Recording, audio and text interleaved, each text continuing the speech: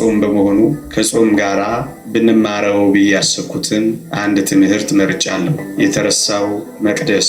በዚህ ርዕስ ትንሽ ጊዜ አቆያችኋለሁ። እግዚአብሔር ከሁላችንም ጋር ይሁንልን።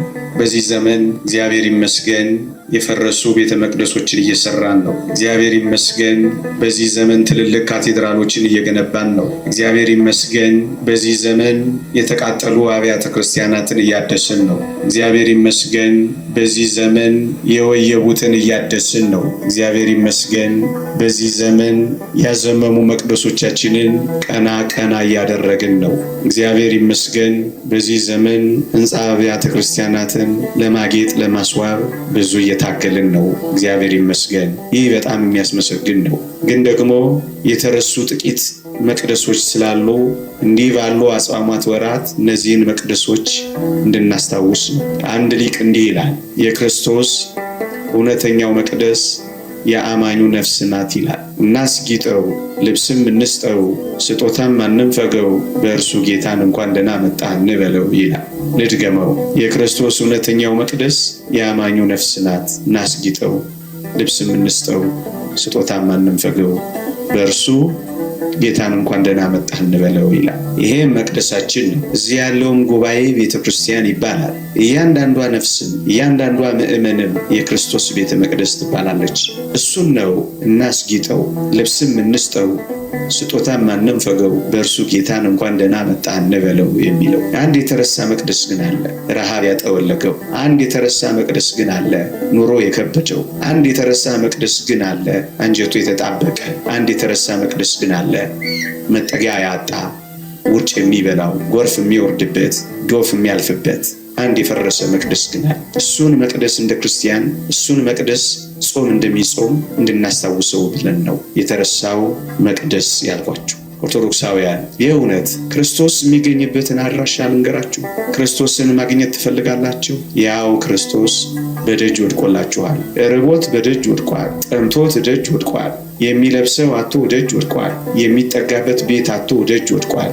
የሚሰማራበት መሰማሪያ አቶ ደጅ ወድቋል። ክርስቶስን ማግኘት ከፈለጋችሁ ያው ደጅ ላይ አልፋችሁት መጣችኋል። ምክንያቱም ክርስቶስ ድሆችን፣ ክርስቶስ ምስኪኖችን፣ ክርስቶስ የሚበሉት የሌላቸውን፣ ክርስቶስ የሚጠጡት የሌላቸውን እኔ ይላቸዋል። እና ክርስቶስን ማግኘት የሚፈልግ ድሆችን ያገኛል፣ ምስኪኖችን ያገኛል፣ የጨነቃቸውን ያገኛል፣ የጠበባቸውን ያገኛል። ክርስቶስ የት ይገኛል ካላችሁ አድራሻው ይሄው አድራሻው ክርስቶስ ይገኛል። እናስጊጠው፣ ልብስም እንስጠው፣ ስጦታም አንንፈገው፣ ክርስቶስን እንኳን ደህና መጣህ እንበለው የሚለው ሊቁ ለዚህ ነው። ክርስቲያኖች ቅዱስ ዮሐንስ አፈወርቅ በነበረበት ዘመን ሕንፃ ቤተ ክርስቲያኑን በጣም እያስጌጡ በቤተ መቅደስ ውስጥ ያሉ ንዋያተ ቅድሳትን እያሟሉ ለቤተ መቅደሱ እጅግ የተዋበ በወርቅ አምድ እያስጌጡ የወርቅ መንበር እየሰሩ የወርቅ ጽዋ እያመጡ ድሃውን ግን የሚረሱ ምስኪኑን ግን የማያግዙ ብዙ ክርስቲያኖችን ሲመለከት ምን እንዳለ ታውቃላችሁ? እንዲህ አላቸው፣ ድሃ ወገንህ በረሃብ እየማቀቀ አንተ የጌታን መንበር በወርቅና በብር ዕቃዎች ብትሞላው ጥቅም ምንድን ነው? ነገር ግን አስቀድመ ድሃውን አብላው፣ ምስኪኑን አጠጣው፣ እንዲሁም አልብሰው፣ በመቀጠል መንበሩን በፈለከው መልክ በወርቅም በብርም አስጊጠው ይላል። መጀመሪያ ግን ይሄንን አስጊጠው፣ ይሄንን አክብረው፣ ይሄንን አስውበው። መጀመሪያ ግን እደጅ የወደቀውን አጥግበው። ያ የወደቀውን መቅደስ ቀና አድርገውና ከዚያ ከፈለክ እዚህ መጥተህ በወርቅና በብር ትሞላዋለህ ይላል። ያኛውን መቅደስ አዋርደኸው ይሄኛውን መቅደስ ብታከብረው ጥቅም ምንድን ነው ይላል። ያኛውን መቅደስ አራብተኸው ይሄኛውን መቅደስ በሐር ጨርቅ ብትሞላው ጥቅም ምንድን ነው ይላል። ለዛኛው መቅደስ ቀዝቃዛ ጽዋ ውሃ ሳትሰጠው ለዚህኛው መቅደስ የወርቅ ጽዋ ብታመጣለት ጥቅም ምንድን ነው ይላል። ለጥሙ ጠብታ ታክል ቀዝቃዛ ውሃ ሳታመጣለት ለክርስቶስ ለመንበሩ የወርቅ ጽዋ ብታመጣ ጌታን ታስቀናዋለህ ወይ? ጥቅም ምንድን ነው ይላል። አካሉን የሚሸፍንበት ጨርቅ እዛ ነፍገኸው እዚህ ደግሞ መጣህ የሐር ጨርቅ ብታለብሰው እግዚአብሔርን ደስ ማሰኘት ነው ወይ ይላል። እዛ ጋር ያለው የወደቀውም የክርስቶስ ሥጋ ነው። እኔ ነኝ የሚለው ብራብ አብልታችሁኛል፣ ብጠማ አጠጥታችሁኛል፣ ብታረዝ አልብሳችሁኛል፣ እንግዳ ብሆን ተቀብላችሁኛል ይልሃል። እኔ ይላል እዚህስ የሚሰዋው የሱ ሥጋ ነው፣ እዚህ የሚፈሰው ደሙ ነው። እዛ ያራቆትከውን እዚህ ብታለብሰው ጥቅም ምንድነው ይላል። ያንን አስበው፣ ከዚያ ይህንን አክብረው። ለዚያ ለጥሙ ጠብታ ታክል ቀዝቃዛ ውሃ አጠጣው። ከዚያ ዚናና የወርቅ ጽዋም አምጣው። አስቀድመህ ድሃ ወገንህን አስበው፣ መግበው፣ አልብሰው። ከዚያም ሥጋውንና ደሙን በሐር ጨርቅ አክብረው። በዚያ ያከበርከውን በዚያ ታረቁተው።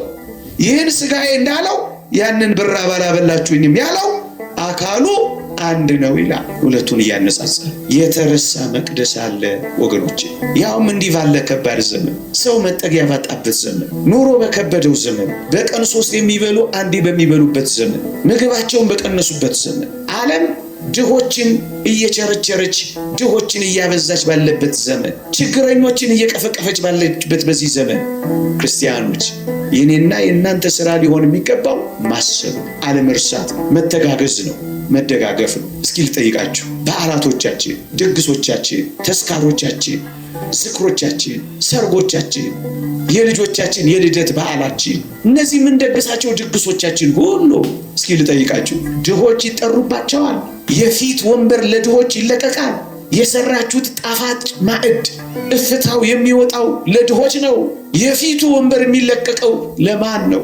በበዓላቶቻችሁ፣ በዝክሮቻችሁ፣ በቅዱሳን የመታሰቢያ በዓላቶቻችን፣ በቤተ ክርስቲያን ታላላቅ በዓላቶቻችን የፊቱ ወንበር የሚለቀቀው ለማን ነው?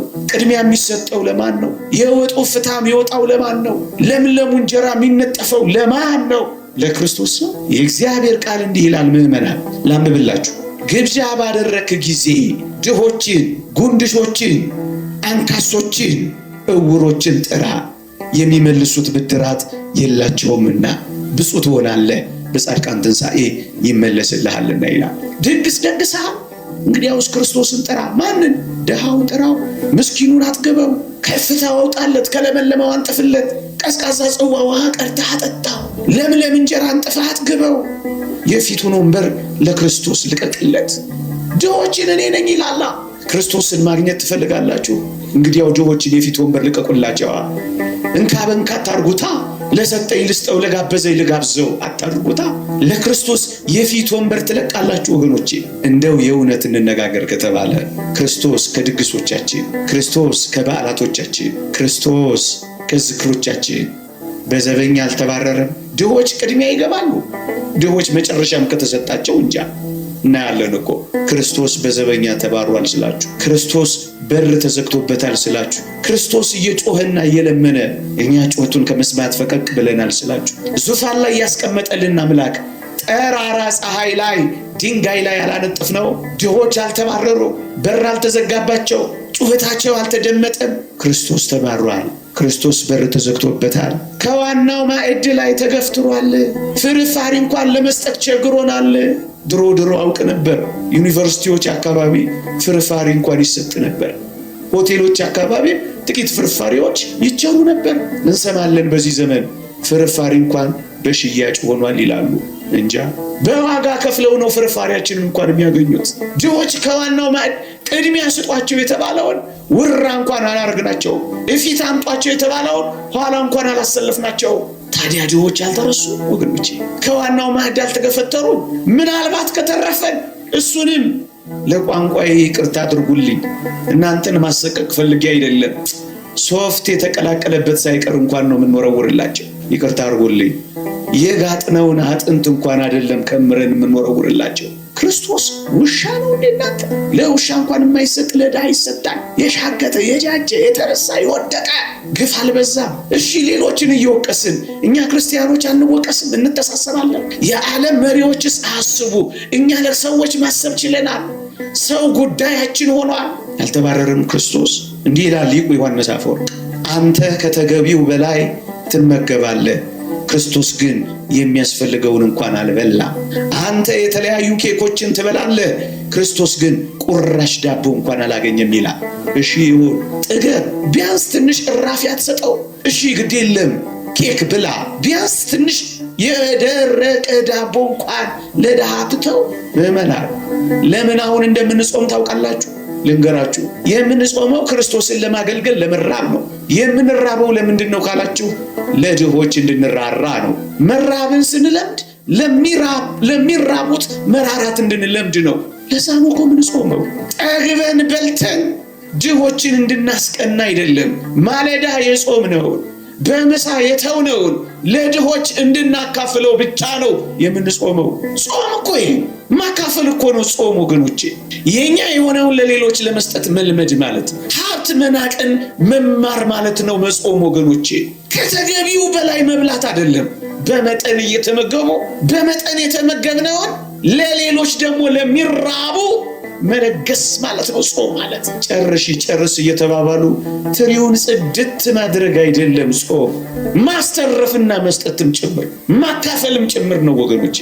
ዓለም ይጨክን እሺ፣ እኛም እርስ በርስ መጨካከን አለብን። ዓለም በድሆች ላይ ይጨክን እሺ፣ እኛም መቷቷው አለብን። ተውት ሌላው እርሱት ይጨክን፣ እኛ ግን በር እንዘጋጋለን። እኛ ግን አንተዋወስም። አንተ የተጣራ የወይን ጠጅ ትጠጣለህ፣ ነገር ግን ለእርሱ ቀዝቃዛ ኩባያ ውሃ እንኳን አልሰጠው። አንተ በለሰለሰና በተለበጠ አልጋ ትተኛለህ፣ ነገር ግን እርሱ በውጭ ሆኖ በቁር ያልቃል። አንተ ለክርስቶስ የሆኑትን ገንዘቦች ሁሉ ጭርስ አድርገው ወስደሃል ይላል ሊቁ ዮሐንስ አፈወርቅ። እሺ ወይን ጠጣ፣ እሺ ውስኪ አጋጭ፣ ቢያንስ ግን ለጥሙ ጠብታ ቀዝቃዛ ውሃ ብትሰጠው ምን አለ? እሺ አንተ በለሰለሰና በተለበጠ ኮንፈርቶች መካከል ይሙቅህ ዶፍ የሚወርድበትን በውርጭ የሚያልቀውን ክርስቶስን አንድ ብርድ ልብስ ብትመጸውተው ምን አለ ነው የሚለው። እየሰማችሁኝ ከሆነ ክረምት አዲስ አበባ ውስጥ ጥቂት ስታቲስቲክሶችን አይቻለሁ። በጣም ብዙ ሰዎች ይሞታል። ለምን መሰላችሁ? በብርዱ፣ በዝናቡ፣ በጎርፉ፣ በውርጩ ብዙ ህፃናት ያልቃሉ። ወደው መሰላችሁ እንዴ ማስቲሽ የሚስቡት? ወደው መሰላችሁ እንዴ ቤንዚን የሚያሸቱት? ያሳዝናል። ጠይቋቸው ውረዱና ራበና ይሏቸዋል። ሁሉም ላይ ሆኑ ይችላል። አብዛኞቹ ግን ቤት የላቸው፣ የሚበሉት የላቸው። ወደኛ ቀረብ ሲሉ የመኪና መስታወታችንን እንዘጋባቸዋለን። ምን ያድርጉ? በማስቲሽ ይረሱታል። አንጀታቸውን በቤንዚን ያጣብቁታል። ናላቸውን ያዞሩታል። ሂዱ ሜክሲኮ። እንደውም አሁን የሉም መሰለኝ ተጠርገዋል። ለሜክሲኮ መንገድም አይመቹ መሰለኝ። ለትዳራቸውና ለልጆቻቸው የሚያስቡ ባለትዳሮች ገፍተው የጣሏቸውን ወላጆች ይህ ዓለም ደግሞ ገፍቶ የት እንዳደረሳቸው አላውቅም። ሰሞኑን አላየኋቸው። ክረምት ብርድ ልብስ አጥተው የሚሞቱት ብዙ ናቸው ነው የምላችሁ። በስንት ብርድ ልብስ ትቀያየራላችሁ እናንተ? እንደውም ይቅርታ አድርጉልኝ፣ ብዙዎቻችን መተኛት የምንፈልገው ዝናብ በደንብ ዶፍ ዝናብ ሲዘንብ ጭልም ሲል አቤት እንቅልፍ እንላለን። እደጅ ግን ዶፍ የሚወርድበትን አናውቀው። ይሄ የአስኮ መንገድ ሲሰራ በዛ አካባቢ ስራ ነበረኝና ታክሲ ስጠብቅ ምናምን ህፃናት ልጆችን አናገር ነበር። ትልልቅ ቱቦዎች ለመንገድ ስራ ተቀምጠዋል። ቱቦቹ ላይ ይፈነጥዛሉ፣ ይጫወታሉ። ጠየኳቸው፣ ጋሼ ክረምት ላይ እኮ መንገድ ሲሰራ በጣም ደስ ይለናል። ለምን እንዴ አታየውም? እንዴ ይሄን ቱቦ G+1 እንገነባበታለን፣ ቱቦ ውስጥ እናድርበታለን።